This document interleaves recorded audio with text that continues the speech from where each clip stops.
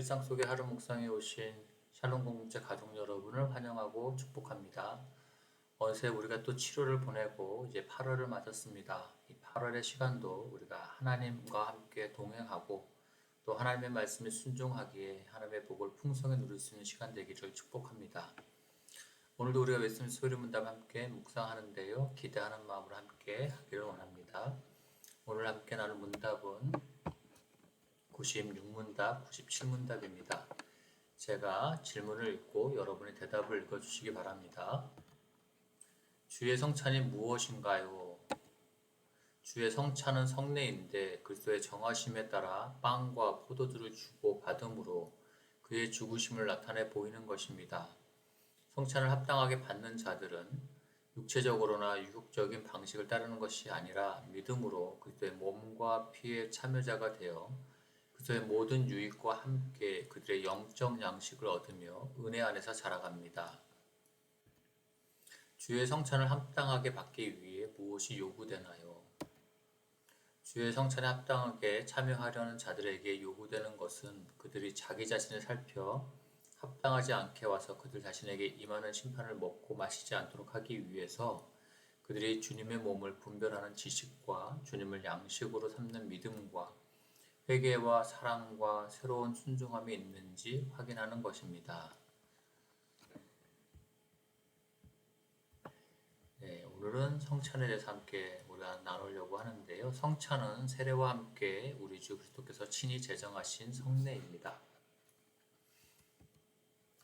세례는 구약의 할례와 동일한 의미를 갖는 성례로서 예수 그리스도께서 접붙여 주시고 그럼으로써 은혜의 언약의 모든 유익을 누릴 수 있게 된 하나님의 자녀가 되었고 더욱 주님께 속한 존재로 살겠다는 우리의 약속을 의미하고 확인한 것이라고 했습니다.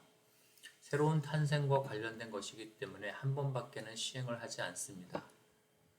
성찬은 구약의 유월절과 같은 의미를 갖는 성례입니다. 유월절은 애굽에서 이스라엘을 해방시켜 주시기 위해 10가지 재앙을 내리셨는데 마지막 재앙은 그 집의 초태생을 다 죽이는 심판이었습니다.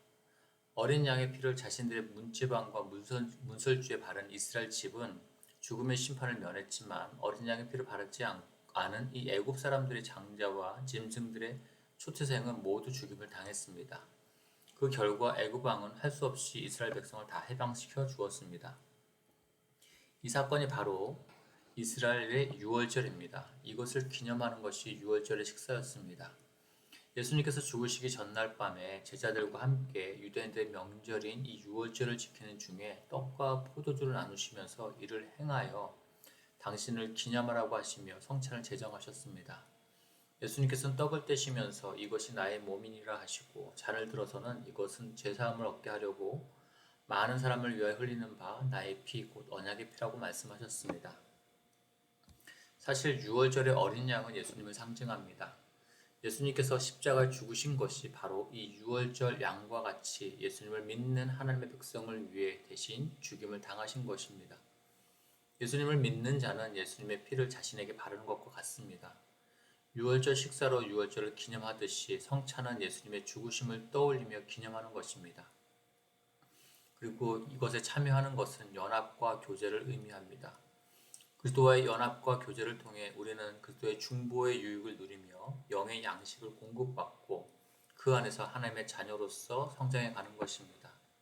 다시 정리하면 세례가 하나님의 자녀로 출생을 의미한다면 성찬은 하나님의 자녀로서 양육됨을 의미한다고 할 수 있겠습니다. 그래서 세례는 한 번, 성찬은 자주 반복해서 시행하는 것입니다. 96문답에서 성찬은 육체적이거나 유격적으로 참여하는 것이 아니라고 했습니다.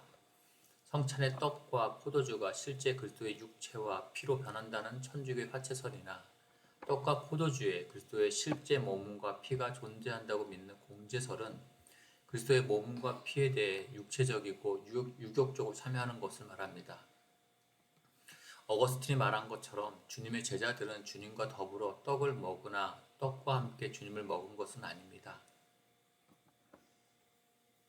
제자들이 첫 성찬에 참여했을 때에 그리스도의 몸과 피는 떡과 포도주로 변화되지 않았습니다. 그래서 우리의 입장은 이렇습니다. 우리가 이 성찬에 참여할 때에 우리의 구원을 위해 죽으신 주님께서 영적으로 임재하셔서 우리를 만나 주시고 우리에게 영적인 양식을 베풀어 주시고 우리를 하나님의 자녀로 성장해 가도록 은혜를 베풀어 주시는 것이라고 우리는 고백할 수 있습니다.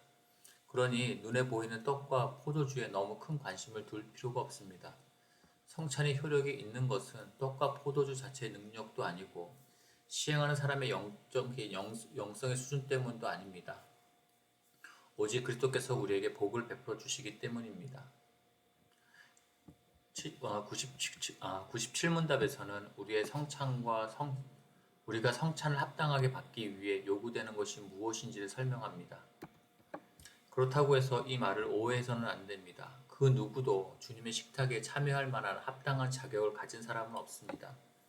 합당한 방식으로 먹고 마시는 것이 하나님의 축복을 받을 만한 자격을 갖추고서 행하라는 말이 아니라 오히려 주님의 식탁에 참여하기에 적합한 마음의 태도, 마음의 자세를 갖추라는 것입니다.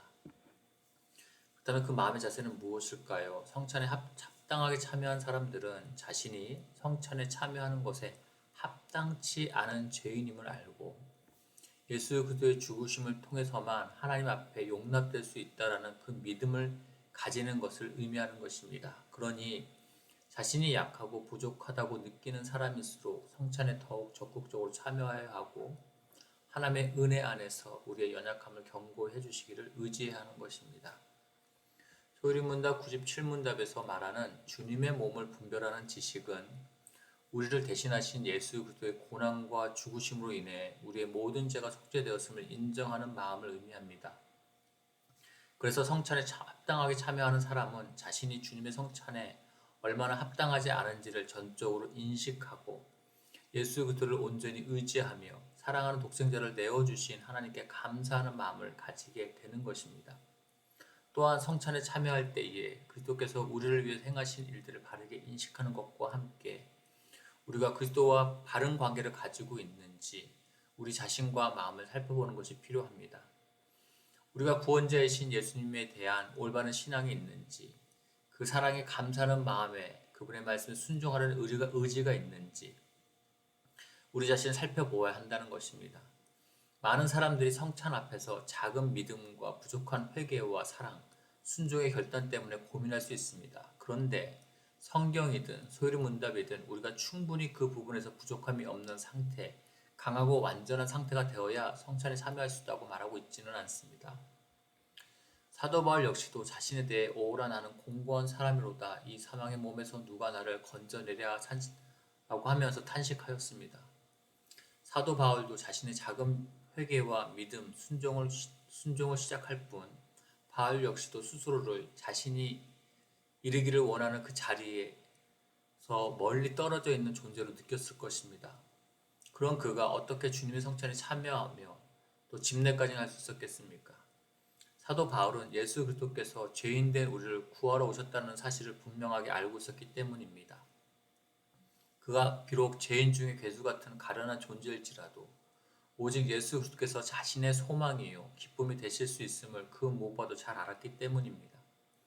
다시 말하면 자신의 마음에는 하나님의 은혜의 증거들이 너무나 적어서 탄식이 절로 나오지만 그럼에도 불구하고 예수 그리스도와 그분께서 베풀어 주시는 중보의 은덕을 덧입지 않고서는 우리는 계속 그런 불완전한 존재라는 사실을 알기 때문에 상한 마음으로라도 주님의 은혜의 성찬으로 더욱 나아가게 되는 것입니다.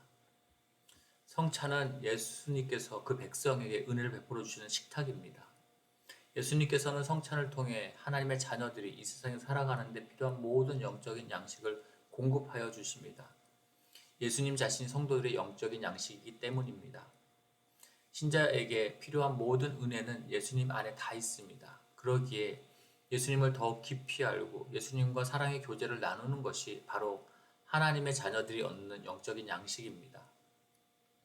이런 의미가 있는 성찬이기에 성찬을 눈으로 보는 복음이라고 합니다. 우리는 성찬을 통해 예수 그리스도의 복음을 눈으로 보고 맛보며 영적으로 성장해가는 은혜를 누리는 것입니다.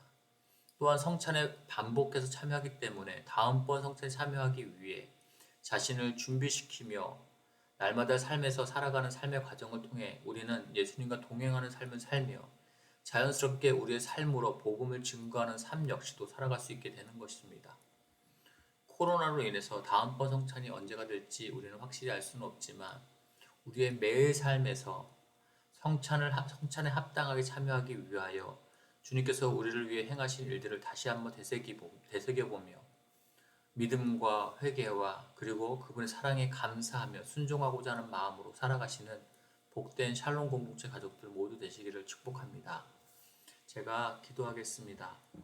하나님, 우리에게 성찬의 의미를 새롭게 깨닫게 해주셔서 감사합니다.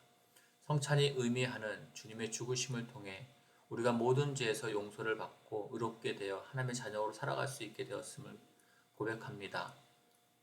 그뿐만 아니라 날마다 우리의 삶에서 주님께서 함께 하셔서 우리에게 필요한 모든 은혜를 부족함 없이 베풀어 주심에 감사드립니다.